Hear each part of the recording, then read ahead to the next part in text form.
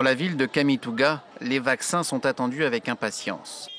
Cette ville de RDC représente l'un des principaux foyers de contamination au Mpox. Parmi les principaux symptômes figurent fièvre, douleurs musculaires et surtout d'importantes lésions cutanées. L'un des patients de cette clinique raconte le calvaire causé par la maladie.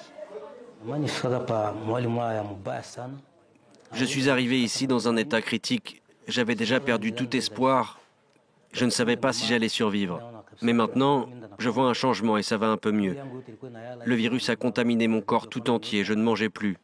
J'étais vraiment au plus mal. 99 100 doses doivent être délivrées dans la matinée en provenance du Danemark. La Commission européenne n'a pas choisi la République démocratique du Congo par hasard. Avec plus de 19 000 cas et plus de 650 décès recensés depuis le début de l'année, le pays est le plus touché du continent africain par ce virus très contagieux. Au total, 16 pays membres de l'Agence de santé de l'Union africaine sont concernés par l'épidémie.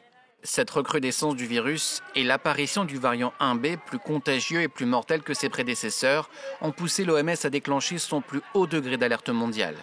Au total, près d'1 million de doses devraient parvenir en Afrique. Le ministère de la Santé de la RDC prévoit de commencer à déployer les vaccins ce week-end.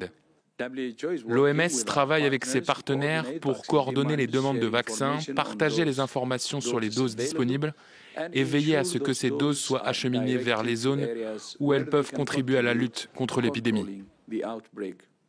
Les premiers cas du variant 1B en dehors du continent africain ont été détectés en Suède et en Thaïlande en août dernier.